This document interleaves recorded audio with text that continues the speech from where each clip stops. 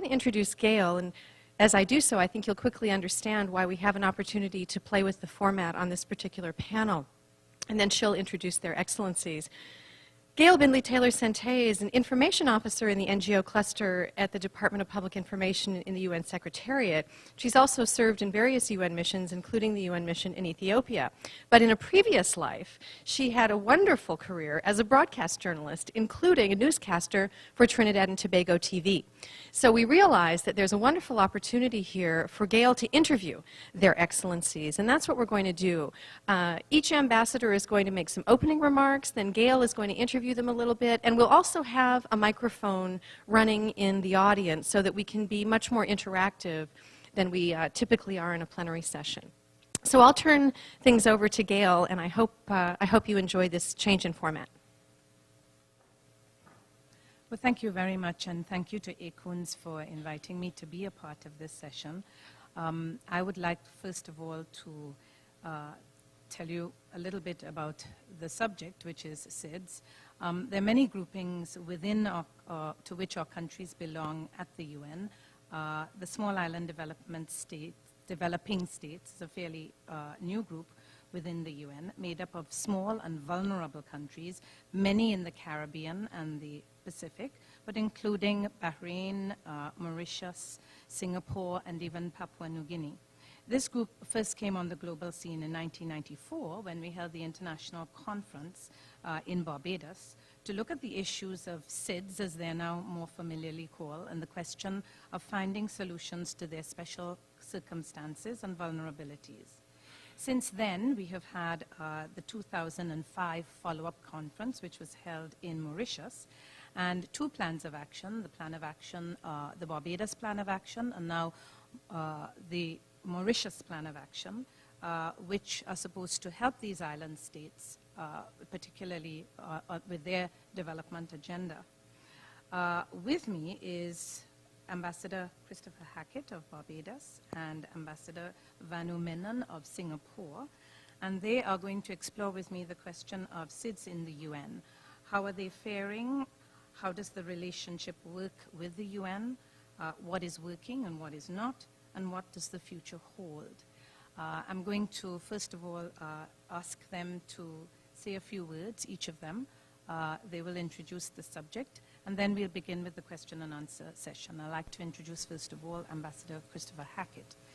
Ambassador Christopher Hackett is the permanent representative of Barbados to the United Nations in New York, a position that he assumed in March of 2004.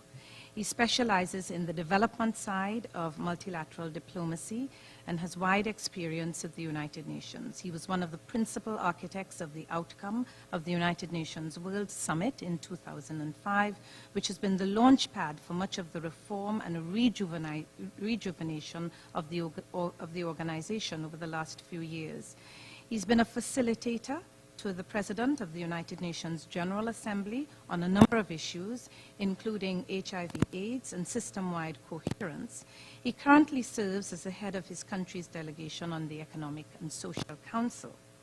Prior to his present position, Ambassador Hackett was a staff member at the United Nations in the Secretariat, both at headquarters and in overseas missions. He served in a number of senior positions in the organization, culminating as head of the Caribbean Division of the United Nations Development Program. Ambassador Hackett has a PhD in Public Administration from New York University, a Master's in International Affairs from the School of International Affairs at Carleton University in Canada, and a Diploma in International Relations from the School of International Relations of this University of the West Indies, St. Augustine campus. Without much more ado, I would like to ask Ambassador Hackett to please take the floor. Ladies and gentlemen, good afternoon to all of you. And I'd like to begin by thanking Gail Bindley-Taylor-Sente for her very warm introduction. I'd also like to thank the organizers of this annual meeting of ACUNS, particularly Professor Patricia Goff, the Executive Director of the organization, and Professor Timothy Shaw, the Director of the Institute of International Relations here at St. Augustine. I'm particularly pleased to return to the campus since I was a student here several years ago at the Institute. I say return because I spent many, useful years here at the university, 1 year here at St. Augustine, which helped, to mold and create my abilities to undertake the work I've done over the last 30 years or so within the United Nations system. I ended up as the head of the Caribbean division at UNDP when I got much more involved in many of the development challenges of the Caribbean. So I therefore see this as a very, very good opportunity to link the work of the United Nations with the Caribbean and many of the challenges that the countries of the Caribbean experience. And this conference theme of small, middle, and emerging powers in the United Nations system, I think is really a most appropriate occasion to enable me to do this.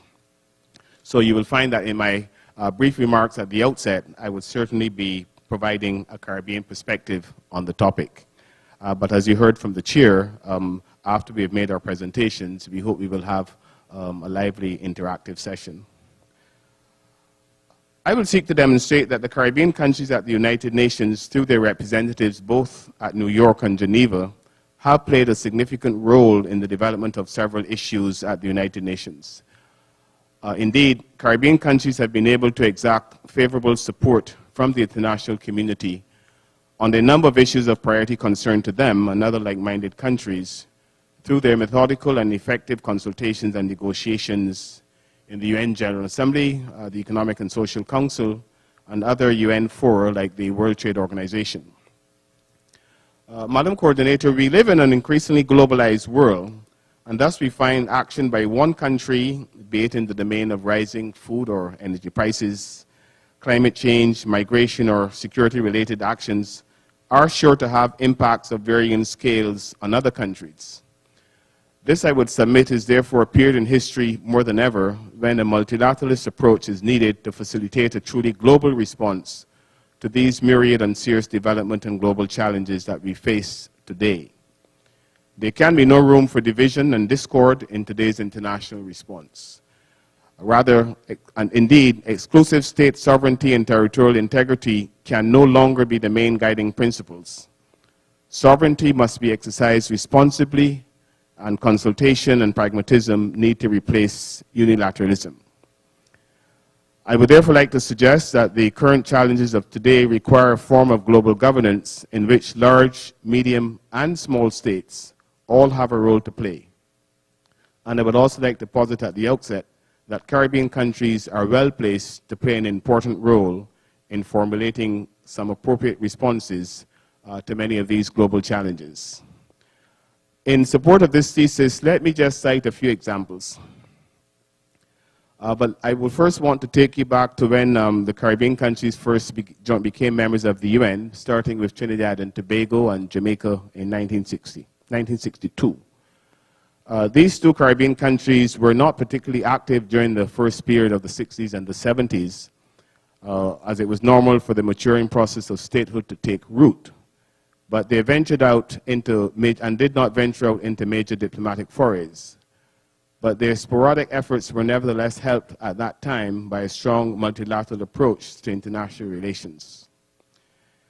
In the initial post-Cold War period, the world experienced the beginnings of a redistribution of power that was taking place in the international system, including a period dominated by attempts of a unipolar world by the United States, by the USA.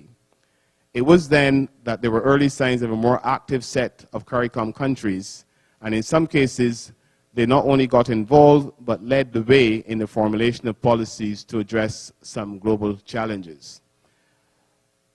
A case in point is the area of the environment, and the decision of the United Nations to convene the Environment Conference of 1992, in which Jamaica, I don't know how many people are aware of this, but played a key role. And in relation to that conference, we all should recall that Agenda 21, which emanated from it, provided an all-embracing framework for the United Nations work on a number of issues related to sustainable development, issues such as biodiversity, desertification, climate change, and indeed, and also the focus on the sustainable development of smaller and developing states, which was in fact led by Barbados in the early 1990s, emanating in the conference 1994 in Bridgetown. The initial post-war period was followed by one of globalization and a further increase in the redistribution of power with the newly emerging powers of India, Brazil, and South Africa. And you will find that the onset of globalization certainly created opportunities and risks for countries participating in the global economy. Indeed, under the right conditions, great benefits were derived by a number of countries from their more effective participation in global trade. However, globalization also brought with it a number of problems that few governments can stop or control on their own. In the case of the Caribbean countries, their economies have encountered serious adjustment problems because of their small size in the emerging global trading regime. An important need consequently developed for the integration of the concept of special and differential treatment in the architecture of the multilateral trading system to assist the small countries like those of the Caribbean in enhancing their competitiveness in international markets. And this is where a number of CARICOM countries at Geneva, more so than at New York, initiated and led the fight for the development and eventual acceptance of the concept of small vulnerable economies, the SVEs as we know them. Barbados was one of the three original proponents of the need for greater focus on the development challenges of small states with small and vulnerable economies, and they had two other countries join them at the outset, Mauritius and Lesotho. Later, a number of other countries from the Pacific and Central America also came on board, totaling eventually 24 in all.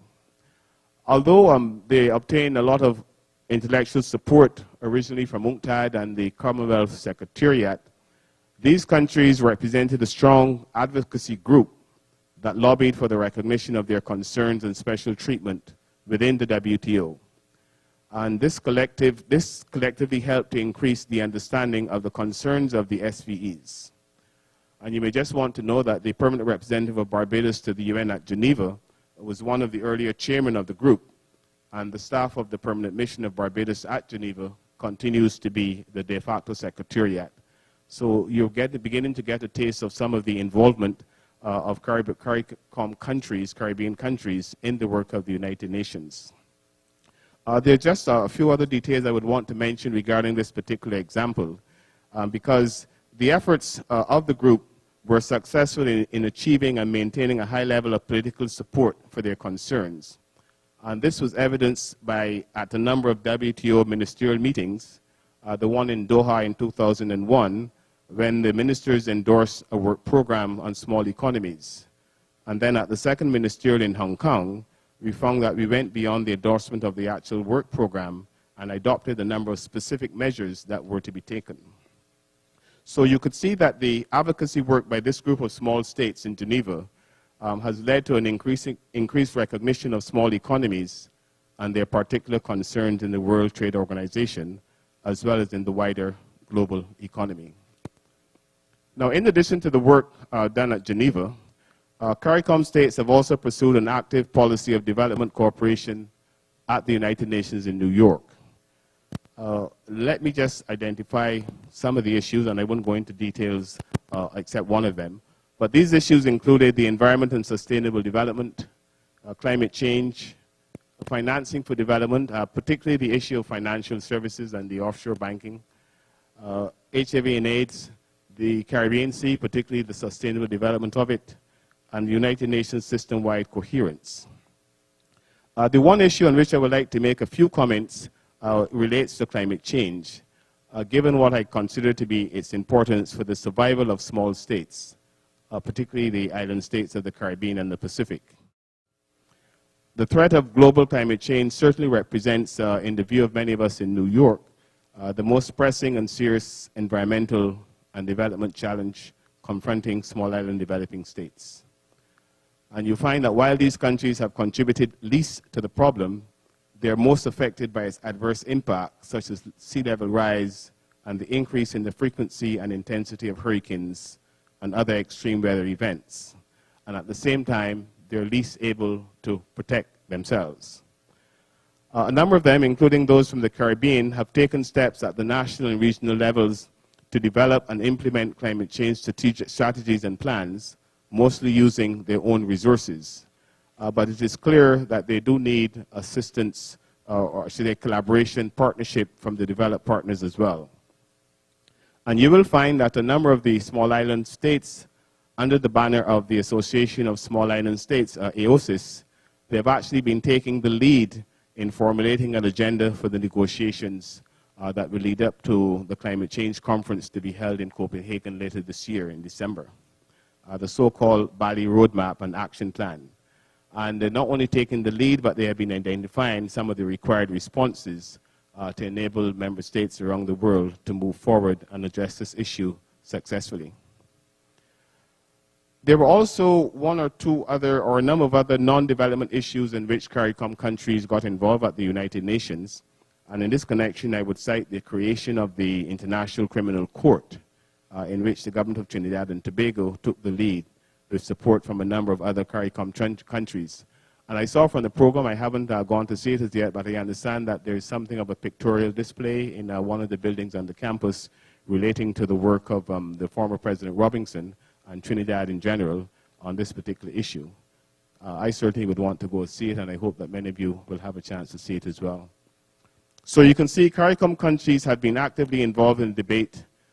CARICOM countries have also been actively involved in the debate on United Nations reform, which has been a priority concern since the beginning of this decade.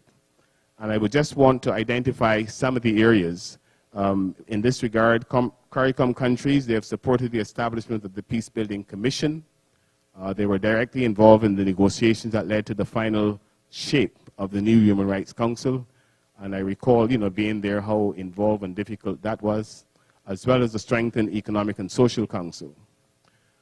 They were critical members of a group that facilitated the decision of the General Assembly to begin intergovernmental negotiations on Security Council reform after almost 15 years of informal consultations of the issue that were proving to be futile.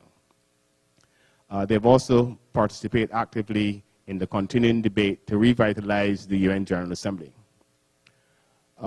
Madam Chair, despite these, what I would consider modest successes of the small states of the Caribbean working at the United Nations in international cooperation, there's one important dimension issue that continues to elude them. And I refer to the marginality in the governance arrangements of a number of key international organizations, particularly in the financial area. The present response to the current financial and economic crisis demonstrates very clearly that the voices of those small countries that are being negatively impacted by the crisis also have to be taken into account. The current governance structure of the international financial system is simply too exclusive, limited, and not sufficiently equipped to meet the requirements of a complex and interdependent global economy. And I would therefore argue that far-reaching reforms of the international financial system and the international economic institutions charged with the responsibility of administering global economic governance therefore needs to be accorded the highest international priority. In closing, Madam Chair, let me emphasize that none of the global challenges to which I have referred, albeit very, very briefly, can be successfully addressed by one member state acting on its own. As I said at the beginning, global problems require global solutions. And the sheer complexity of the challenges confronting us, as well as the consequences of failure, provide the most immediate and compelling reason for a more effective multilateralism and the strengthening of global economic governance to ensure a greater voice for developing countries in policy making and norm setting. Organizations like ACUNS, I believe, are important for conducting and facilitating a debate on the relevance of the UN and the role that small states can play in its work. You bring together a group of academics, journalists, and individual foreign policy practitioners who have an interest in global concerns. And through your engagement, many of today's global challenges can be addressed, I believe, and solutions for effective responses identified. I therefore hope that through the teaching and research at your respective academic institutions, you will contribute to the empowering of the United Nations in realizing its full potential, where all member states, big, small, and emerging powers, can play their respective roles in the different organizations of the UN system. Thank you. So I'll stop here and be ready to answer questions from the floor. Thank you. 8 until October 2001. He's been a Foreign Service officer since June 1995. It's my pleasure to welcome Ambassador Vanua Menon. Ambassador, the floor is yours.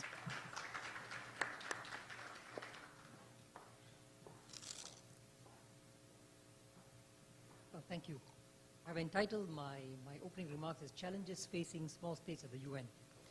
And in preparing for this session, I was almost carried away into believing that I could perhaps make my opening remarks without any notes, until I was reminded of a story about how not too long ago a large seminar was held for ministers and reverends in training.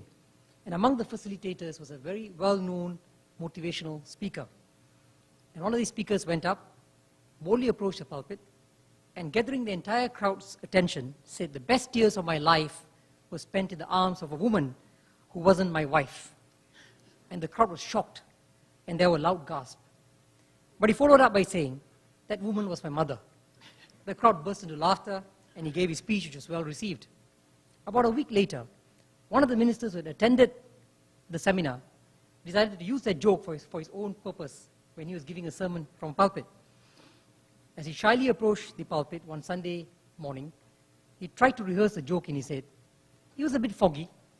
Getting to the microphone, he said loudly, "The greatest years of my life were spent in the arms of a woman who was not my wife." Again, the congregation, a different congregation, was shocked, and they started murmuring. And after standing there for almost 10 seconds, trying to recall the second half of the joke, the pastor finally blurted out, and I can't remember who she was. Well, I didn't want to end up in a similar predicament today, so I decided to prepare some notes for the session. But let me begin by thanking ACUNS for inviting me, together with Chris Hackett, to its annual meeting and to participate in this plenary session on small states at the UN. It is befitting that this discussion on small states is taking place in Trinidad, in the Caribbean, a sub-region composed entirely of small states. On a personal note, let me say how happy I am to be here. You may not believe this, but this is my first trip to the Caribbean, excluding Cuba. Surprisingly, I've been there 3 times. More importantly, it is a sub-region with which Singapore, another small state, shares a strong sense of kinship. I've always considered the CARICOM and my friends on the South Pacific as among my best friends at the UN. Ladies and gentlemen, President John F. Kennedy, in an address before the Irish Parliament on 28th of June 1963, reminded us of the varied and invaluable contributions of small states by invoking the words of a great English orator who had made the following observation, and I quote, all the world owes much to the little 5-feet-high nations. The greatest art of the world was the work of little nations. The most enduring literature of the world came from little nations. The heroic deeds that thrilled humanity through generations were the deeds of little nations fighting for their freedom, unquote. While these words were uttered in Ireland, they were equally applicable to other small states, and especially true for this part of the world. The countries of the Caribbean might be 5-feet-high nations, but between them they produce 4 Nobel laureates. On a per capita basis, I don't think there's any other sub-region in the world which can claim to be as prolific as the Caribbean based on this measure of success and achievement. One might be tempted to extrapolate this line of thinking to the performance of small states at the UN and to assume that they've done as well at the UN in securing their political and economic interests. After all, of the 192 member states of the UN, at least 100 are deemed to be small, being members of a special informal grouping of the UN called the Forum of Small States. The Forum of Small States, or FOSS, F-O-S-S, is a loose, non-ideological and non-geographical coalition of small states coordinated by Singapore and based on common interests. And members meet regularly to exchange views and coordinate positions where they can. But I must say I'm sorry to disappoint. The record of small states at the UN has been at best mixed. Often we don't bring our collective influence to bear on any issue. Why is that so? What are the problems confronting small states and which prevent them from operating more effectively at the UN? I can think of several reasons. First, there is the problem of resources and coverage. Small states invariably do not have the manpower to cover comprehensively all the issues and committees at the UN, let alone have people running about to obtain information and do political analysis. Small states with small delegations may not be able to put out as many feelers to larger delegations. Some of the larger countries are represented by at least two delegates in every committee of the UN. In the case of the small states, sometimes you have less than one person covering a committee of the UN. And this could be a disadvantage when gathering information. And as you know, information can mean a lot of things at the UN. It is power and influence at the UN. The shortage of resources and coverage, a real problem for small states, also means spotty attendance at meetings, missing out on the informal processes which are an important aspect of UN work, including discussions in the corridors and participating in smaller working groups, and an inability to engage in robust debate, either because they do not know what is going on or do not have a sufficiently good picture of what is going on the many issues at the UN. As a result, small states sometimes display a lack of self-confidence, questioning their own ability to provide credible input, since they have not been following the discussions as thoroughly as other bigger delegations. This resource and concomitant coverage problem means that most small states end up being led by their noses, by the larger delegations that know what they're talking about. And because many small delegations are not able to be present at various meetings, the problem gets further compounded.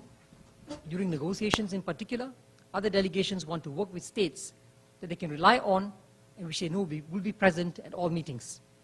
So if you're not seen to be reliable, not being present at all these meetings to lend support to someone else's position, you get cut off. You become a non-player. You end up being marginalized. The second problem is one relating to access. Small states are generally excluded from the real discussions. The UN Security Council is the most egregious example, with the 5 permanent members dominating in small groups and stringing the others along. But this probably holds true for all sorts of other fora, like the Green Room of the World Trade Organization in Geneva, the General Assembly, presidents, small consultations, and any other form of consultation that takes place at the UN. I am particularly reminded of what happened during the final round of negotiations on the outcome document for the high-level summit in conjunction with the 60th anniversary of the UN in 2005. In the final stages, the President of the General Assembly decided to confine negotiations to just 20 or so delegations, leaving out the small states, with the exception of the facilitators, some of whom, like Chris, are from small countries but were there in their personal capacities. To some extent, this is the fault of the small states. They're not knowledgeable, are perceived to be not knowledgeable. Hence, they're deemed to be unable to contribute constructively. Most of them don't speak when they attend meetings. They're ciphers, and therefore they get ignored. One needs not only to have constructive inputs, but also to be prepared to make oneself heard and sometimes make a pain of oneself. You have to rant and rave and push your way into the small group negotiations. And most small states don't feel secure enough to do that. The third problem is one of heft, or clout, or weight. In this regard, small states have none, unless they band together. But unfortunately, they very often don't do that. Because they are poor, or weak, or unfocused, they allow themselves to be peeled off individually and literally bought off. This is done by the big countries and blocs comprising the developed countries. Just look at the Forum of Small States, the forum I just mentioned a short while ago. We meet informally, but invariably never attempt to develop common positions on any of the issues that are discussed at the UN. We start doing that. Some will have to toe the European Union line, others will have to toe the OIC line or the NAM line, non-aligned line, and therefore end up causing more trouble and problems for yourself. Unless we develop heft, by which I mean becoming less dependent on the West for economic aid and technical assistance, the small developing states will find it difficult to stand up for what they believe in or to band together to promote the collective interests of small states in general. On some issues like stem cell research or even the question of the death penalty, I witnessed for myself what pressure can do to dissuade a small state from voting for what it really believes in. Sometimes, small states even take positions at the UN which are contrary to what is spelled out in the national legislation. When asked, they will tell you sheepishly and in private that as much as they would have liked to support you, as a matter of principle, they've been instructed by their governments to vote differently because of pressure being brought to bear upon them by the developed countries. In short, the small states, the small guys and small girls will not be listened to unless they do something like withholding votes from larger delegations and acting according to principles. Unfortunately, life isn't as simple as that. With aid and economic assistance on the line, most small delegations know where their bread is buttered. Duress and pressure tactics work at the UN. What that pretty much means is that small states today are an ineffective caucus. Does that mean that small states will forever remain ineffective? I hope not, and believe that the situation can be quite different. To be more effective, a small state could do the following. 1, prioritize. Delegates from small states may choose to focus on 1 or 2 particular issues and become a major player in that area. For example, Barbados is a key player in climate change at the UN. The Marshall Islands tries to lead on sustainable development issues. And you have a small grouping called the S5, made up of, they call the small 5 as opposed to the P5, which includes Switzerland, Liechtenstein, Jordan, Costa Rica, and Singapore, which have been trying to improve the Security Council's working methods. A clear sense of priorities helps small countries prepare intensively and coordinate with like-minded delegations. Second, always be well prepared and well organized to the best of one's ability for discussions and negotiations at the UN. A small state which is well prepared and well organized for its work at the UN, which has a political commitment to principles and international law, which is active by inclination and constructive in its initiatives, can play an extremely important role in the work of the UN. Teamwork. You have the Pacific Small Island Developing States and CARICOM often working together as a group to push their common agenda. The PICITs, or the Pacific Small Island Developing States, continue to update each other regularly on issues that were discussed at the UN and which they have not been able to attend.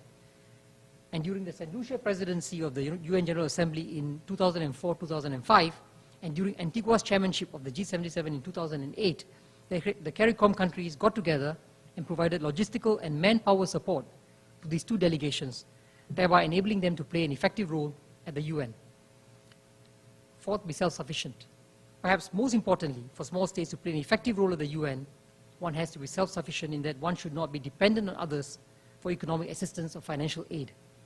Of course, none of us can claim to be completely self-sufficient economically, especially in today's integrated and globalized world. But the more autonomous each of us are, the more likely that we will be able to speak our minds and act according to our principles.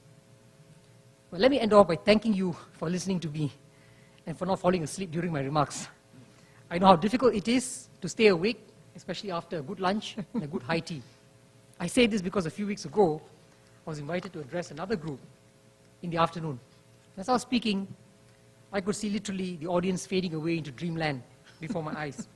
It got to a point where one gentleman sitting in the front row started to not only nod off, but snore rather loudly. I became a little bit embarrassed, so I pointed to the guy next to him and said, "Excuse me, sir, can you please wake him up?"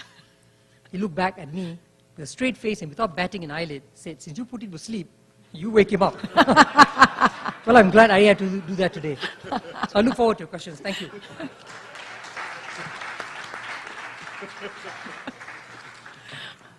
Well, thank you very much, Ambassador.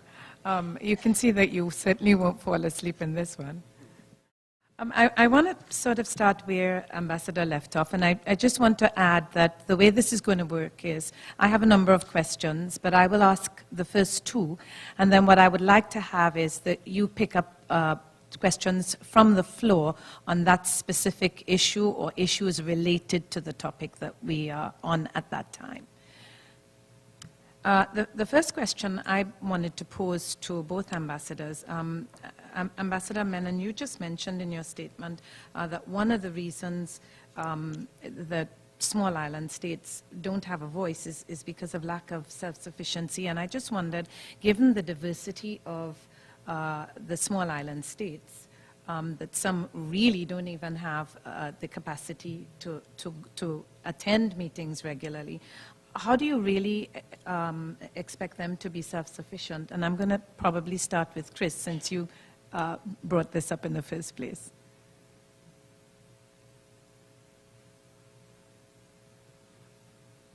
I think it's on. In responding to that question, I'm going to be a little bit more positive. I think that there are really many difficulties and constraints for the small states operating at the UN.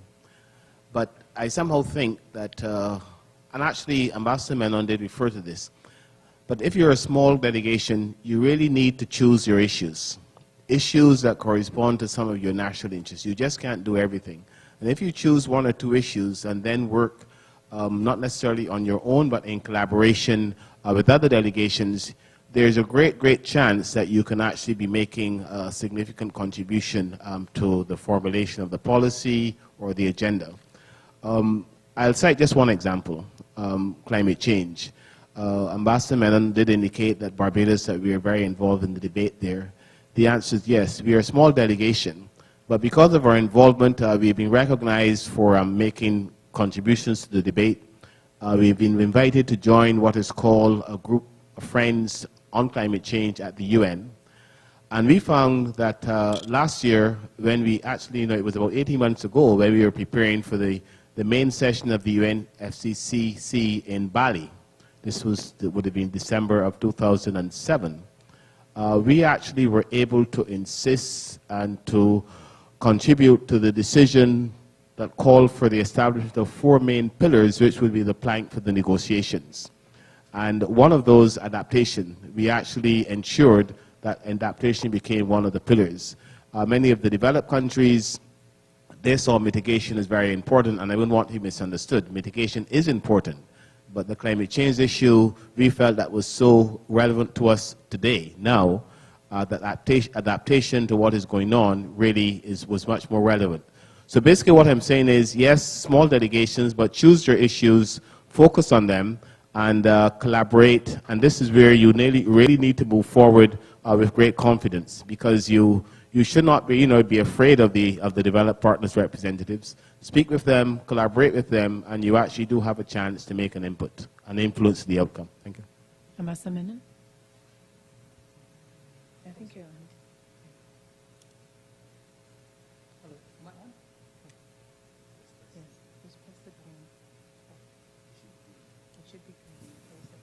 Yeah.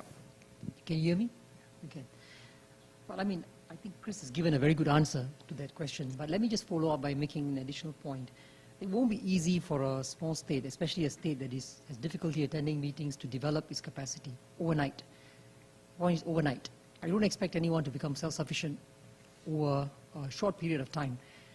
But I think the problem also at the UN, which I've come to notice during my stay there, is that a lot of countries become increasingly dependent and totally dependent almost on what the UN can provide in terms of assistance and help. We develop what I call a crutch mentality. You say, look, I mean, the UN is giving me help in this area and that area, and they don't really make an effort to wean themselves off that kind of assistance that is provided by the UN.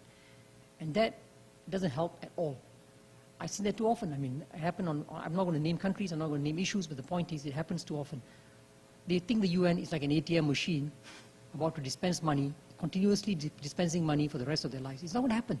At some point, people are going to be tired, and in a situation like today, when you have the financial crisis, countries will think twice. I mean, they don't have enough money to spend at home. They're not going to spend money on somebody else.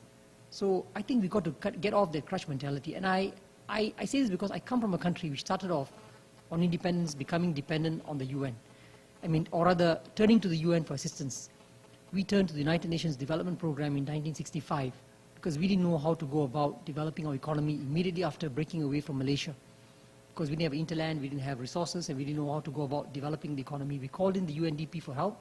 They sent us a consultant, a Dutchman, a chap called Albert Winsemius, who gave the then Prime Minister Lee Kuan Yew a lot of advice. He told Lee Kuan Yew, look, why are you moping? He says, why are you worried about failing? Because you have the best opportunity now to do things you couldn't do before. You're independent, you're no longer dependent on anyone for help. Let's make something out of nothing. And I think together with Albert Winsemius and the Singapore government working with him, hand in glove, you found we did something out of nothing. In over 10 years, you find the Singapore economy grew from a third world state to I think a middle income economy, and I think it's gone on to do much better over the years. My point is really, but we never constantly, we never sort of said, okay, we're going to rely on the UNDP for help all the time. We took the advice they gave us, and at some point, we dropped them. We might go back to them for advice occasionally, but we never said we were expecting the UNDP to be there all the time to help us. And I think in small states at the UN adopt the kind of approach. I know it's not easy, because sometimes you're located in some place thousands of miles away in the Pacific Ocean with no neighboring island or landmass to look at. But the point is, if you take that approach that you can make something out of nothing, then I think everybody can succeed at the UN. Thank you very much. In the year 2000, when the first review came for the 1994 conference, one of the things that came out of that were you had something like 500 projects that were identified from all the small island developing states. And those were, the idea was that you would put forward projects, and those projects would find funding, and then those projects would all be related to some vulnerability within a small island state. However, not very much has happened with those projects. And I'm just wondering, when you talk about small island states moving forward, particularly at this stage, what has happened to all those projects? And how can we make sure that those projects are still funded, bearing in mind what you've just said, at the same time that you need to look at self-sufficiency?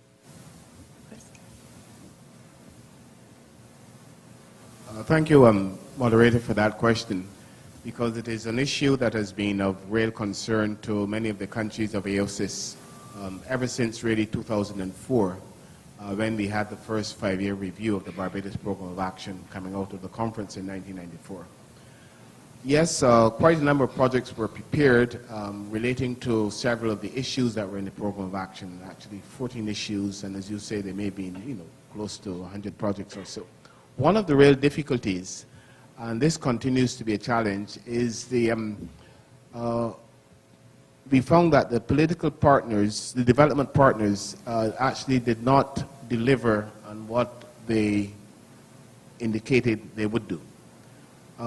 This goes to the general debate about the percentage of ODA that development partners said that they would give, the 0.7, and not many of them have been able, for I guess a number of reasons back at home, have been able to meet what they said they would provide. So the question of the implementation of the Barbados Program of Action continues to be to fall behind as far as attracting financing from some of the major donors. Having said that, I wouldn't want to give the impression that nothing much has been done, because a number of the AOSIS members, and I can speak knowing the experience of some within the Caribbean, they've actually been able to implement some elements of those projects within the context of their own national development plans, where sustainable development has become an important component of the plan. So yes, difficulties in not being able to implement many of the projects, not enough financing has been made available, but I take the opportunity to emphasize that a number of the governments have in fact small island developing states governments have actually taken the opportunity to implement within the context of their national development plan some elements of those projects. I think Chris again has answered the question of money. There's only so much money available at the UN for development projects, and you have to prioritize. We have 500 projects being put on the table. Where do you find the money? I mean, people make promises to you which you won't keep, and that's been the consistent pattern of international conferences. You look at the recent G20 meeting, not the one in London, but the one before that in Washington, D.C., held in October, I think, last year. And a promise was made by 20 of them getting together saying we will keep all tariffs at a standstill. We will not increase tariffs over the next 1 year on any item being sold, being involved in international trade. Within a week of the conference being over, 17 of the 20 countries had raised tariffs on one or other item. So much for keeping a promise. I mean, if they're not able to keep a promise within 1 week of making it, can you imagine when it comes to other development projects? The question is, are you strategically important to the big boys? If you're strategically important, they'll keep their word or try to keep their word and deliver the goods. If you're not strategically important, they say, look, I mean, somebody else will take care of them. It doesn't matter to me what happens to that country or this country or that part of the world. So I think you've got to make yourself attractive to the development partners, so sufficiently attractive enough for them to want to invest in you. And that, I think, is a challenge which most small states face, given the limited resources that are available today for development assistance. Thank you very much. As you mentioned priorities, you also have the Millennium Development Goals, and those have very specific targets that have been set for 2015. And I wondered that to what extent does the SIDS agenda fit into the global agenda?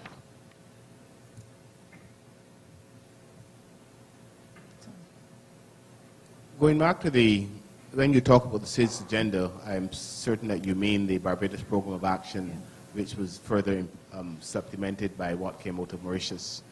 And I would say that the two of them are really, it is a part of it. They can be linked together. What we do find with the Millennium Development Goals, there are a number of specific sectoral areas.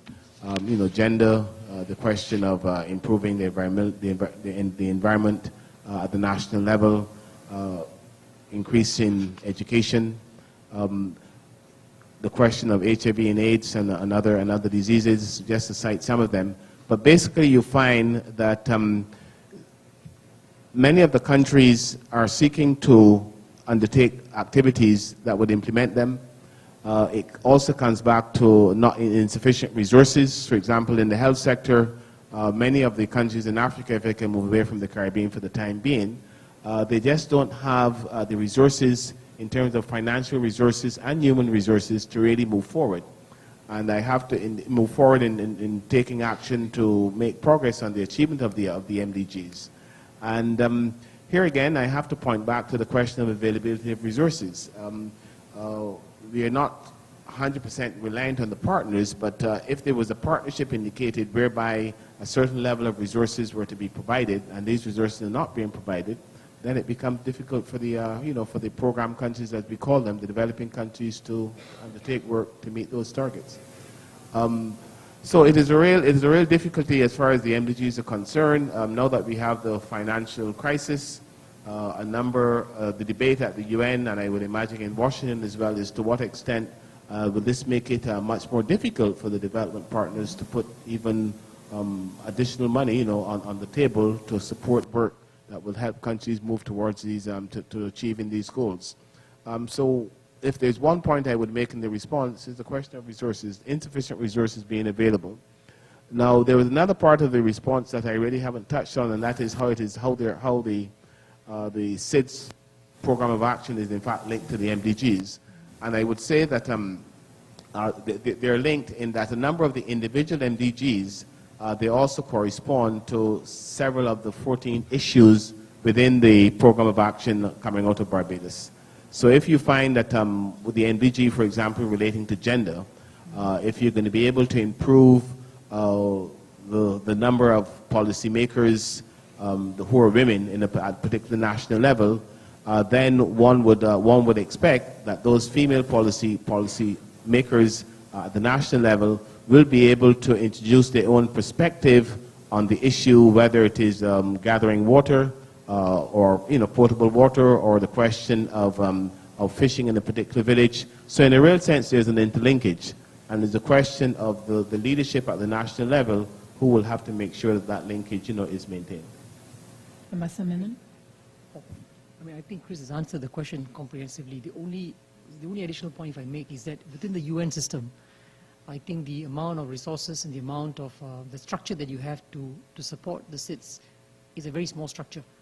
I don't think enough attention has been paid to developing the structure. I think we need to do a lot more to get the structure going, strengthened, with more resources, with more people. And because of the lack of resources and the lack of manpower, you find a lot of things cannot be done effectively.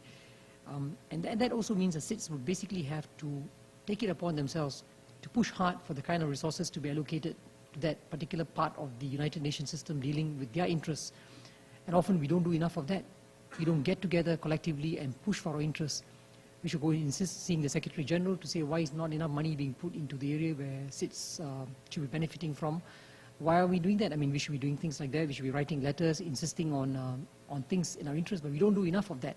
And that's what I mean when I say collectively we're not banding together to push our interests, and therefore lacking the heft or the influence that we should be having, should be able to demonstrate at the UN. Thank you very much. Now I'm going to put open the floor for questions. Please.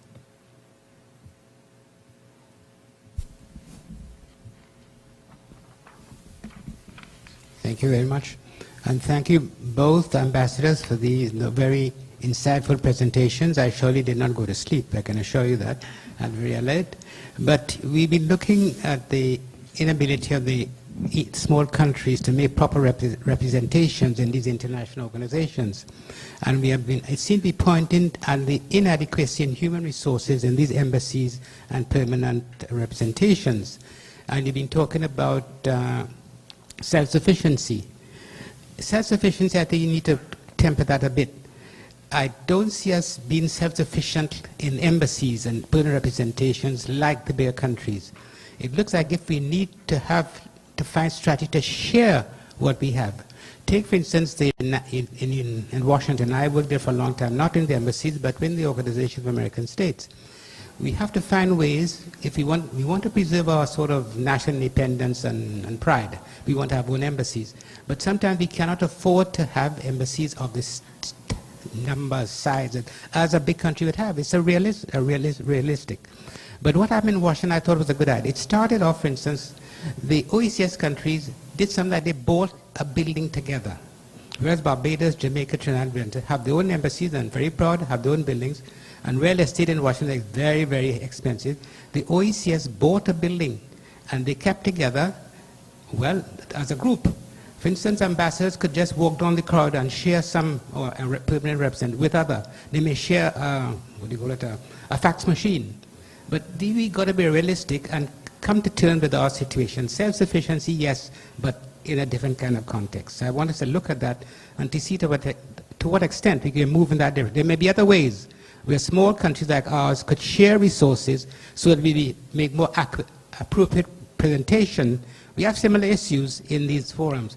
The other part of it is that when I think, for instance, of small states, and when did they first get recognition as small states? To some extent, it came from work like Willie Demas, and if you're aware of him, Mr. William Demas, who developed new theories of economic growth and development for small countries. I don't think he was working out of the university. He was not in an embassy.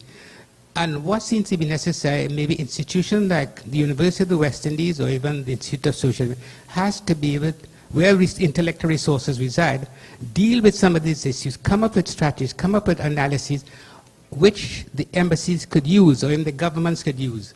So it may be necessary then for our think tanks, what we have back here, to understand this and make a better effort to provide our embassies, our representations with the kind of thinking that would be appropriate. So these are just two of the suggestions, but I think the Washington situation is one that we can try to duplicate, maybe try it in New York and other places, and the question of getting some of our issues addressed by persons outside of the embassies, outside of government, but feeding that information and those ideas into our embassies and representation. These are just two suggestions based on what I've been hearing here and also your very stimulating and non-sleeping presentations. Thank you.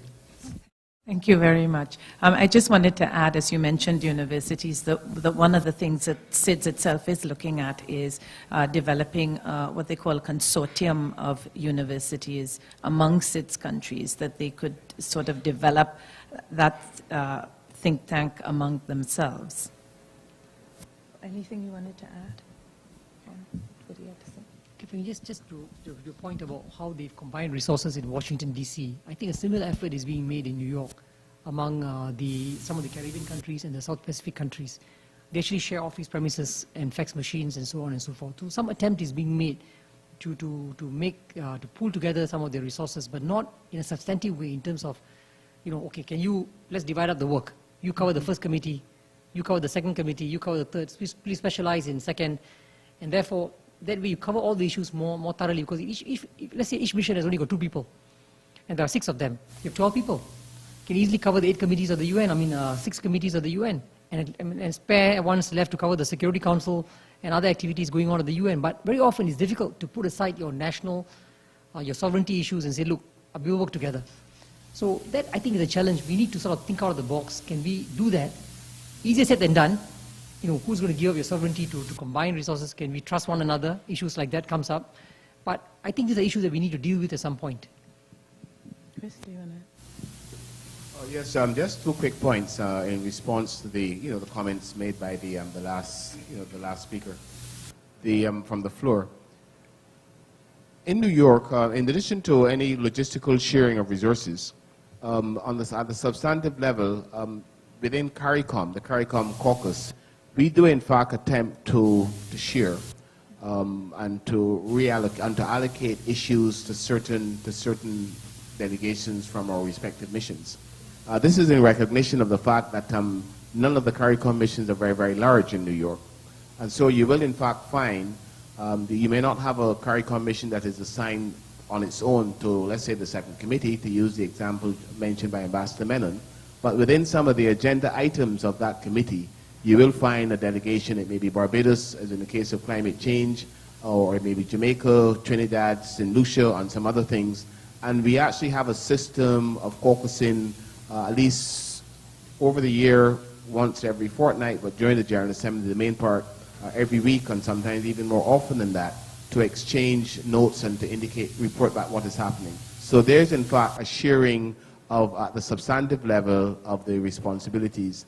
And this is really what has helped us to really get involved, hopefully reasonably effectively, on some of the development issues on the agenda at the UN.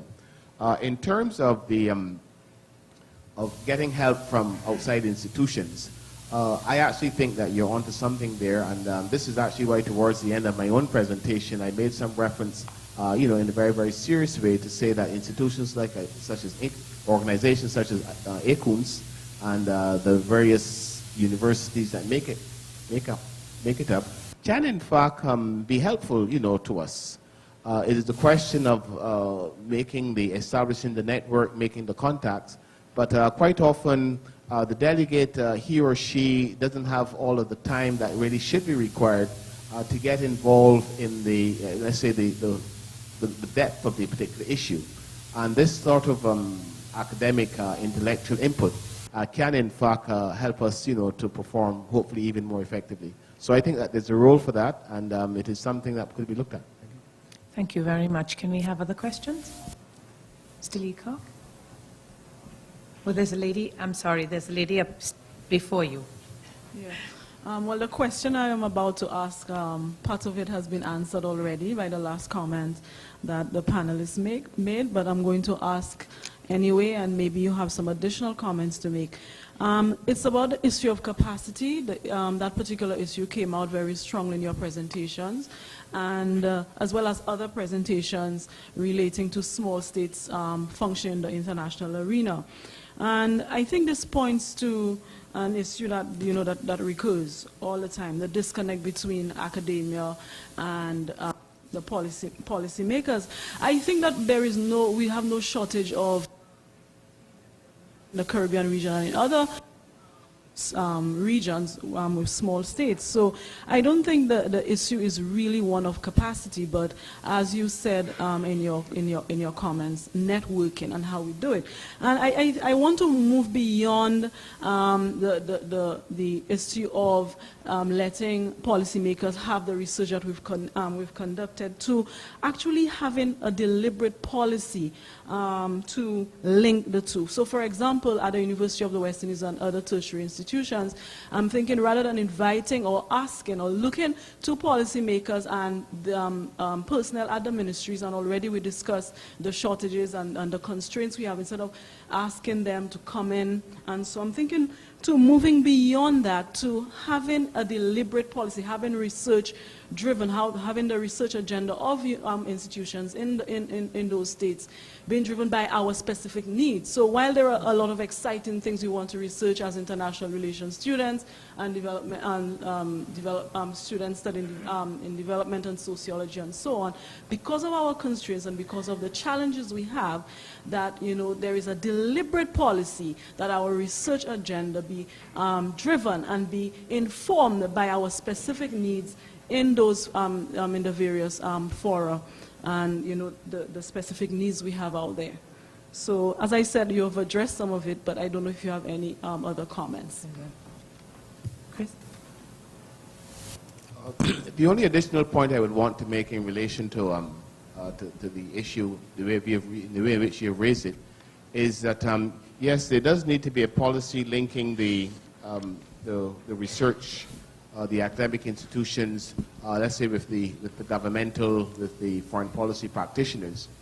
But I think we need to recognize that even that type of linkage, there are constraints. And because you need to keep in mind that governments, even the small governments of the Caribbean, they do implement their foreign policy based on a number of bilateral considerations.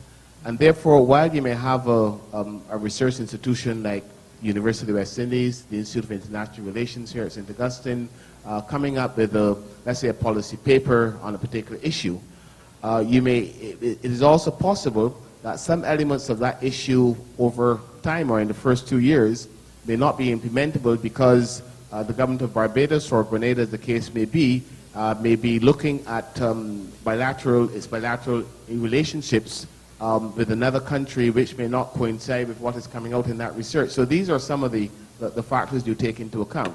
I mean, say if I can give a particular example without giving away any state secrets, but basically the whole question of the double taxation agreements is something of increasing importance, you know, for a number of the Caribbean countries. And we therefore need to keep that particular issue in mind as we move forward on some other issues. And therefore, if you find that in seeking to make a move on one point, it may in some way complicate or frustrate the possibility of an agreement, a DTA with a particular country, then you have to look more closely to see how far you do go. So these are some of the practical things that we have to look at and keep in mind. But I fully agree we should find some means of having a closer linkage between the academia and the practitioners. Okay. Next question, down here. Thank you very much. I do really appreciate the insightful presentations. I was wondering, Ambassador, whether you can give us your comments on what role, if any, the diaspora could play. I mean, there are certain very practical issues that do not involve state secrets. For example, this morning we touched on the issue of deportees. Is there a role for the diaspora in New York, for example, to assist in the mission in helping to have these people reintegrated in the societies when they get back? What extent they can provide training or capacity building, or even cover some meetings that are not very critical in terms of sensitivity. So that is what I'd like to hear you on, as to whether there is a role for the diaspora up there. I appreciate some matters are sensitive, and for example, the ICC, as you know, I've been going to the UN every year for that. But there are many other matters on which the diaspora up there might be able to assist. Okay, I mean, it sounds easy, but I think easier said than done, because most of the people who are part of the diaspora living overseas have created a new life for themselves. I mean, they're probably successful people in a new country. They've done very well. I mean, they're working as lawyers and doctors, and I'm not sure whether they can find the time to help, let's say, a mission in New York with some of the work that he wants to do. But I do recall that 20 years ago, some of the Caribbean countries were actually the heads of missions came from part of the diaspora. For example, the ambassador of St. Lucia, if I recall correctly, was a lawyer. He used to be the permanent representative, which really meant that he didn't spend most of his time at the UN. But when there were important votes, he would come back to either press the button himself or give instructions. But even St. Lucia has now moved on to appointing a full-time ambassador to the UN. So that shows how much of a problem or limitations, I mean, the kind of a diaspora, the kind of role the diaspora can play in serving the diplomatic function. So I'm not sure there's going to be a workable idea. There may be other ways in which you can tap into their expertise. Maybe giving you specific training free of charge, let's say in understanding economics better, or in understanding some legal issues in that country better, because there may be people doing international law, teaching international law in New York University who might be able to help you if you're part of the same diaspora. So there may be things like that you might be able to reach out and use, but tap into. But by and large, it's not an easy thing to do. And I'm not sure that it's a very workable proposal in the long run. Thank you, Ambassador Menon. Just a comment almost in a similar direction, that in the area of foreign policy implementation, it may not be the easiest approach to take. Having said that, I do admit that the diaspora, those in the diaspora can in fact be extremely useful, can make an important role to a number of other areas as far as the implementation of government policy is concerned. Indeed, there was a conference last year, about 40 months ago, where the leaders of the Caribbean actually met in New York with a number of leaders of the diaspora, within North America. And what came out of that was the identification of a number of areas where they could provide an input to what was happening, within the Caribbean region. I must admit that I myself, in terms of my own remit, I haven't been directly involved in the follow-up, so I don't know how far it has gone. But the leaders themselves of the Caribbean recognized the potential there and actually met with a number of the people in the diaspora in New York and Washington, and there's supposed to be some follow-up. But as far as the foreign policy dimension of things are concerned, there can be some, I would say, constraints in implementing that. I'm going to take one other question from the floor. I'm going to come back to you because I have two questions myself, but there's one last question at the back. Good afternoon. My name is Michelle Scobie. Just a question. I am hearing about the importance of countries, small states working together to form a common front or to share resources, and of the importance of choosing issues. All of them can't be dealt with given our resource constraints. I was just wondering, in choosing those issues, how relevant or how possible do you see working with some of the NGOs that deal specifically with those issues, because they may have even more expertise on those issues and they may have lobbying power, not only NGOs within our national communities at home, but NGOs in New York as well, or international NGOs. How helpful are they in promoting the policies that we would like? Thank you for your question. I'm going to go to you, Ambassador Menon, first. I agree with you. I think that's a very good suggestion to tap into the expertise of NGOs. I think there are many of them in New York, and they're ready to offer the assistance. And I think as long as you go in with your eyes open, knowing that the NGOs have their own agenda to push, and that you don't fall into the trap of that, of trying to promote their agenda, but rather you always bear in mind you to promote your own national interests. So you may not coincide your national interests in the agenda of the NGOs, but still, there's a lot of expertise out there. For example, Amnesty International can give you a whole dossier on every single human rights issue. So you have no time to understand human rights, turn to Amnesty International or Human Rights Watch. But they do have their own focus and their own priorities. But at least it gives you all the background, all the research is done, and then you can develop your own national positions based on what they've done for you in terms of background. So NGOs like that exist, and I think it's a good idea to try to tap into the knowledge, especially for small missions. But I hope that you're also talking about local NGOs. Oh, both. Okay, great. I was going to touch on the issue of the local NGOs, or let's say those within the region, because while I agree generally with what Ambassador Menon has said, Ivano, I think we also need to move forward with some caution that the agenda of what we could describe as the international NGOs does not necessarily always coincide with the national interests of some of our countries in terms of direction. And what we would like to see, quite frankly, is more involvement with some of the, should I call them, local grassroots NGOs within the Caribbean. I recall that certainly when I was involved from the UN point of view, UNDP, looking for a number of NGOs to provide the civil society viewpoint on some development issues, it was, should I say, difficult. I failed on a number of occasions, in being able to get, to some of them and to get them to attend the meetings. So I say yes, we need to get the local NGOs. I don't know how we can reach them. This may be something that may have to be, we may have to get some further ideas, but we have to be careful in recognizing that the international NGOs, their agenda do not always necessarily coincide with our own specific interests.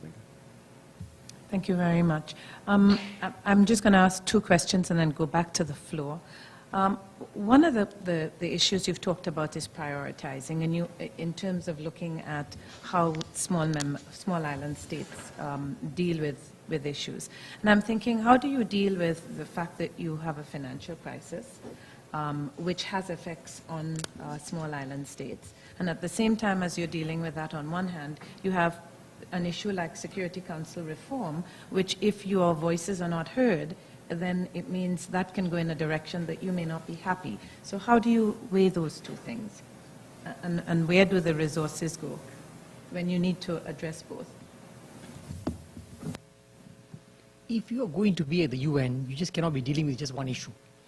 I mean, you should be able to multitask to some extent. When I say prioritize, it doesn't mean you just do one and one and nothing else. I think Security Council reform has been going on for the last 15, 20 years. I mean, attempts to reform the Council. So it's not anything new that you will take you a lot of time to get up to speed. I'm sure that even before the financial crisis, most delegations were involved one way or the other in the discussions that have gone on in New York. For example, in 2005, when there was a big fight to try to get the Council expanded. So 2005, yeah, that's right, 2005. So people have already been engaged in an issue like Security Council reform. There are other issues like that, I mean, which have been on the agenda of the UN for some time and which are quite sexy and which are interesting and very political, and people tend to follow those issues very closely. But of course, the financial crisis means that you might see, in some cases, a cutting back of resources in terms of people being sent overseas. You might not be able to do a lot of things that you should be able to do effectively. For example, no money to entertain, no money to get things done, and all these are part of a diplomat's life and work, because if you don't have that money like information is power. If you have the money, you can spend a bit, you can get a lot of things done. And if you don't have it, then it's a problem.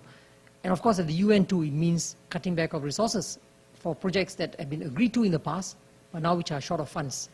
So you have to work with the UN to see, look, making sure that your own projects that are important to you, are not going to suffer the cut. Can you do it? Often often the small states don't find out until the knife has been applied and the cut has already taken place. So we've got to make sure that before the cut is applied, we need to think proactively. Okay, these are important to me. What are they doing about it? Approach them, Secretariat, to find out what are the plans. If there are any hints of any cut going to take place, it's important that we lobby together to make sure the cut doesn't take place. Often we don't do that. We sort of let the tide flow along, and suddenly you find, oh my God, the program is gone. And then to try to get it restored is difficult. I'll give you an example. I mean, nothing to do with the financial crisis, but the SG decided, Secretary General decided about a year ago to combine the two Under-Secretary General posts. There's one for Africa and one for LDCs. And many small island developing states are LDCs. And not in the Caribbean, but elsewhere. You know, and so the SG decided to combine it. His argument was that one person should be able to do both, because most of the African states that were being covered by the USG were also LDCs, and therefore why have two different USGs to handle the two different parts of the work when they're very similar and overlapping. That got the LDCs a bit upset, but they only protested after the decision was made. And they went back to the SG and told him to reinstate the other USG posts. They didn't succeed. I mean, surely the discussions must have been going on the 38th floor for some time, about wanting to cut down and to combine the two posts into one. But the intelligence didn't come through to us, the small states, and to the LDCs. If only they had made some effort then to try to obtain the information and then follow up to make sure that your interests are secured. In other words, the SG was going to cut back on a USG post. Maybe he should have his way on that, but we should extract something in return. I mean, for example, maybe a post in another area, or maybe more resources for a particular program that is of great interest to the LDCs. But no attempt was made, an attempt was made only after the fact. And that's the kind of, I think, capacity that we need to build as small states and as LDCs. Well, as you mentioned Security Council reform, I just wonder, what is the position of small island states on Security Council reform at this stage, and how do you plan to influence that? This is one issue, I think, where the small states have a lot of clout, potential clout, because every vote counts. Okay, this is one issue where you can actually use your vote to get something for yourself.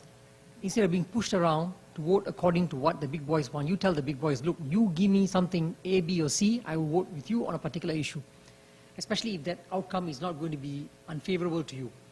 So you decide. And I think most of the small states have actually gone along supporting, I think, a number of them are supporting the G4, those countries aspiring for a permanent seat, without really pushing hard for anything in return. I mean, maybe I don't know enough of what's going on behind the scenes between the small states and the potential permanent members or aspirants to a permanent seat, but I don't see that happening at the UN. I don't see any real improvement for them at the UN, but they actually seem to be sort of signing on. In fact, they're taking the lead in pushing the G4 position sometimes, without really thinking through what that really means for them nationally. And I think small states have to sit down on Security Council reform and ask themselves, what is it that they actually want to achieve out of this reform exercise? Is it just to allow a few more countries to become permanent members? Or is it to allow for a few more countries to get what they call these recurring seats, I mean intermediate seats? I mean, is that what they want? The whole discussion on Security Council reform has been driven by the views and the interests of the middle powers and the larger powers. And small states have just been dragged along into this exercise. We should be insisting, for instance, on having more non-permanent seats, just two-year non-permanent seats, so that more small states can serve in the council. But again, if you want to get those seats, make sure you do a good job when you get on the council. There's no point asking for a seat, and then once you're on the council, you become a cipher sitting there for 2 years saying nothing, allowing the big boys to push you around. That's not acceptable. Or you should be pushing for improvement in the working methods of the council. Right now, the council is completely untransparent. What they do, you don't know. I mean, for example, the rules of procedure of the council are still provisional. 60 years, 65 years after the UN has been formed, the rules of procedure of the Security Council remain provisional, which means they can change it as and when they want to. And so we need to push for greater transparency, get a greater role for small states to participate in some of the work of the Security Council, especially when it comes to peacekeeping operations, when it comes to issues of interest to them. And most of these are done outside, meaning outside the public view. And I think small states don't know what's happening in the council. I think we should be pushing for our own interests rather than just following the line set for us by the bigger boys. Chris, did you want to add anything to that? Yes, just to indicate or to respond actually to the first part of the question regarding the capacity concerns, the inability of covering so many different issues at the same time. The two important ones that are now ongoing, financial and economic crisis, and the response to preparations for the conference in the middle of this month, the third week in this month, as well as Security Council reform. I'll go back to our approach we have within CARICOM of a sharing approach, because both issues right now are quite important for our delegations. So what we have done within the caucus is to ensure that we have 2 or 3 of our countries representing CARICOM in the continuing discussions. So for the Security Council reform, and I don't know if actually Vano was able to actually observe this, but we have 3 members of our caucus who actually have the responsibility of being there, even if they are supplemented by others of us, when it is possible. So we're always there, and we prepare our speaking notes or talking points, and they would move forward, those 3 countries or a representative from one of them, one of the 3, within the Security Council negotiations. The same is true for the financial crisis, although with a little variation. In the negotiations, you will find that the chair of the G77 at the level of negotiations will tend to be negotiating on behalf of the members of G77. What is important for us is to ensure that our representation from CARICOM countries, that we are there within G77 as we are preparing the bullet points for the negotiations. And here again, we have a sort of a subcommittee of 3 from CARICOM to ensure that we are there within G77 to convey the particular concerns of CARICOM, and hopefully the chair, if we get the support of G77, can then carry them forward to the negotiations with the partners. So basically this is how we have been trying to respond to this capacity issue in New York. We just have a few minutes, but there were 2 questions at the back. Can I just take those 2 questions? And then, okay.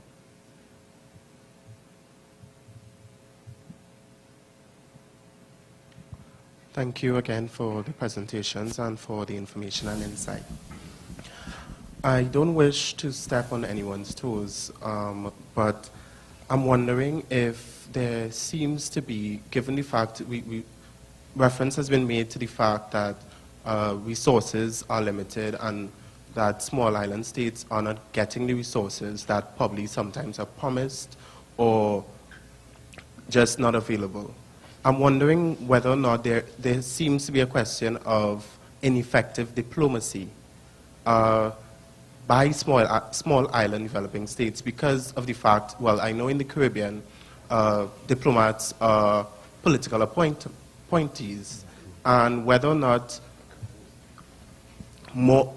it should be based on a system, recruiting diplomats should be based on a system of merit, experience, skill, qualifications, and so on.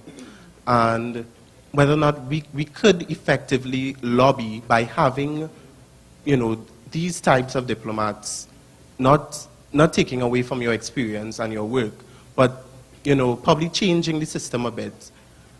In addition to which, I wanted to find out as well, it seems as though small island states have always put themselves in this situation where they become dependent, and they always, going with their hands begging, going with their hands out. And I'm wondering what we ourselves can do as citizens or as diplomats and so on. What resources we can tap into, and what we can actually do for ourselves, as opposed to always going cap in hand. Thank you very much. Can I get the last question at the same time? Thank you. SIDS, ACP, and landlocked states, et cetera, represent a fairly new trend in caucusing and cooperation that crosses the traditional regional groupings within the United Nations system. However, structural leadership and essentially power within the UN system are still determined by those regional groupings. I don't want to appear to be, immediately defensive, but what I can say is that from where I sit, I don't see that happening in all countries, in all situations. In fact, you do have in some of the countries of the Caribbean a career system of foreign service officers who actually are assigned pretty much on rotation, from location to location. Yes, there is from time to time some political appointees, but for, I would say quite a few, 3, 4, 5, but quite a few of the members of CARICOM, they do have that actual system in place. So you do find a number of very, experienced, capable foreign service officers who are in the location to conduct the diplomacy for the particular country. Yes, there may be others who have not yet reached that stage of, I don't want to say maturity, but it may be a question of a resource constraint, a human resource constraint, where they have that many people. And I would only say that this is where there will be a need, for further, training to enable those individual countries, I'm not naming them, but those individual countries to move up to the higher level. So yes, some concern, but I don't think there's a broad brush of having it region-wide. In terms of the dependency syndrome, I would say on that point, it really becomes an issue of leadership, because I know that there are some countries within CARICOM who despise and would not want to get involved in this dependency syndrome approach. Yet there are others who see this as to be of some importance in helping to implement some of their development activities. And you actually find that this difference of approach does play out in some of the debate, the leadership, the discussions among the leaders at the heads of government and the councils of the region. So it is an issue, and I think it could only be changed when some of the leaders do recognize that the dependency syndrome approach is not necessarily the more desirable one, but rather in a very, very almost legitimate and rule of law way, you look at the issues, see what is important for your country, and move forward and implement that particular part of your policy. Ambassador Menon? Second question on structural, you answered it? Yes, she's asking whether you, yes. He says you can take that one. Okay. I wasn't sure what exactly your concern, what kind of structural groupings were you thinking of? ACP.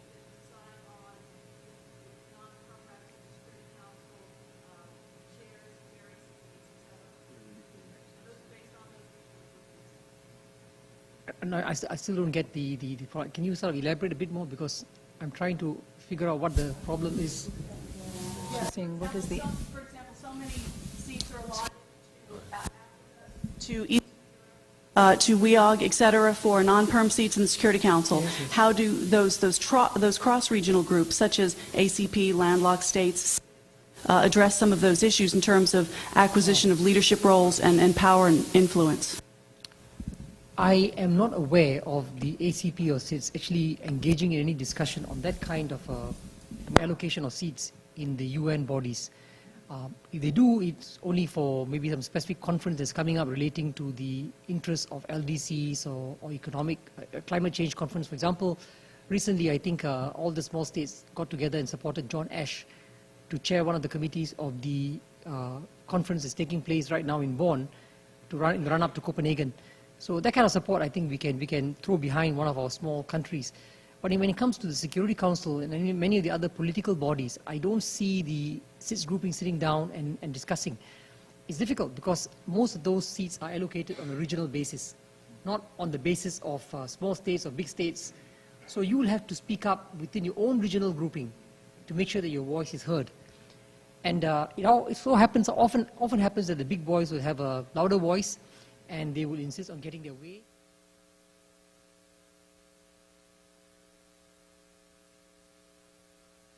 Bring in their own candidate at the last minute, and because they are big and because they have the lobbying power, they're able to get their way. And I think Chris would know the case of 1988, I think, 87 or 88, I believe, when Dame Nita Barrow of Barbados ran for the presidency of the General Assembly, and just 4 or 5 months before the election, or a few months before the election, another country from Latin America threw its head into the ring. And because the country was much bigger, they were able to lobby much more effectively and get their way. So I think that's where I think the small states will need to look for ways in which they can help one another in terms of lobbying for a particular seat that you're going to run for. But to decide as a grouping that, look, you should run for this seat or that seat, I think it's not really going to work. And secondly, you have to ask yourself a bigger question. If you get into those bodies, are you able to perform? If you're not able to do a good job, then don't try getting into the bodies. That's my advice. If you want to serve as a non-permanent member for 2 years, make sure you have sufficient resources, make sure you have sufficient knowledge to serve effectively in the council. If you don't have the resources, you don't have the manpower, and you don't have the knowledge, then I think you should focus your attention elsewhere in the UN, which is of greater interest to you than to run for the Security Council seat. Or even for the matter, running for some of these bodies of the UN, chairing this committee or that committee. I sometimes ask myself, how important is it for a country? Frankly, it's not very important. I mean, you're stuck for 3 months chairing a committee of the UN from September until December. Effectively, you take one person away from the work of the mission to sit up there in the podium for 3 months. The mission, which is only has 2 people, is now reduced to 1. And you expect the one person to cover the remaining 8 committees. And probably the one person has to help the person who's chairing the committee by being the backup. So effectively, you have nobody to cover the rest of the UN. So you have to think twice. Do you really want to run for these bodies? I mean, if you can't, then how? If you really want to run, how do you make sure you run for it and make sure you do play an effective role in the committee that you get into? It's a chicken and egg problem. You need to get into the committees to profile yourself. You need to get into the committees to show that you are effective. And yet, once you get in there, you find sometimes you just can't. You just don't have the resources or the clout to play that role. So you've got to think through these issues and plan long term. In other words, if you're going to run for a seat, don't do it for something tomorrow. Plan for something 1 or 2 years down the road. So you have time to build up the resources and the knowledge before you run for the seat. Okay, I think we're going to wrap up now, but I'm going to give each of the ambassadors 1 minute to say something to close. And I'd like you to respond in that closing to how do you see the future of small island states, particularly with a number of, particularly in light of the redistribution of power. You have new rising states, Brazil, Russia, India, China, and South Africa, all coming on the scene now. How's that going to affect the future of small island states? Would you like to go first? Or? Yes, I will, and I understand you're giving me a quick minute. I think what we need to strive for is to have a greater role in the governance arrangements of some of the institutions of the UN. And at the risk of simplifying things, that is the one point I would certainly emphasize, because it is true that means that you already have a greater ability to participate in the decision-making and the norm setting of some of these institutions. And the one example I would cite really would be in the financial area, where we have been pressing, and this is now going to be an issue on the agenda of the upcoming conference in June on the response to the financial crisis. We've been pressing, for some change in the financial architecture of the Bretton Woods institutions. So the governance arrangements need to change, greater involvement on the part of developing countries, and hopefully some from the Caribbean as well, so that we can have a greater voice. Thank you very much, Ambassador Hackett. Ambassador Menon. Just add, some of these new emerging powers are the powers that are looking to play a bigger role in the UN and the international stage. And at the UN in particular, that means running for a permanent seat in the Security Council, getting a permanent seat in the Security Council. And this is where I think the small states, like I said earlier, have a lot of clout. Each of them has a vote. You may be a country located thousands of miles all by yourself in the Pacific, but you're still a member of the United Nations and you have one vote. Do not give away your vote so easily. If you're going to give your vote to someone, make sure you get something in return. You have to be realistic about all these things. I'm not expecting you to ask for cash, but look for something that will help the country. Not individually. I'm not talking about corruption here. I'm talking about how you can help your country. Make sure that your vote pays off for your country. That is important. Because ultimately, for example, Security Council reform, you need to get a vote. You need 128 votes to be elected in the General Assembly as a permanent member. That's only the first step. A lot more things to be done after that. So if you're going to push for, if you're going to support a country, you make sure you get something in return. And too often small states, I think, give away their vote without expecting too much. You know, the promises made to you, we will deliver, don't worry, we'll do some training here, training there. I say expect it in writing and I want it up front. You don't give it to me, I give you nothing in return. So you have to be quite bloody-minded about these things. This is the United Nations after all. A lot of hypocrisy, a lot of nonsense, a lot of games being played. And if you don't play the game, you lose out. So make sure you learn the tricks of the trade and be as tough with the big boys as they can be tough on you. Thank you very much, Ambassador Menon. And thank you all for being with us.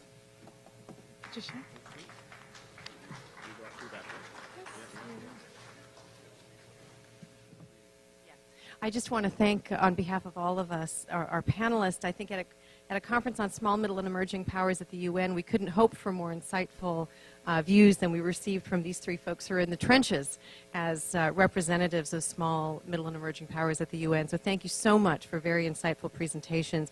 I'll now invite you to move to the breakout panels. And locations of some have changed, so I encourage you to check the poster board at the entrance to the LRC. For example, the HIV/AIDS one will be in this room. So thanks so much.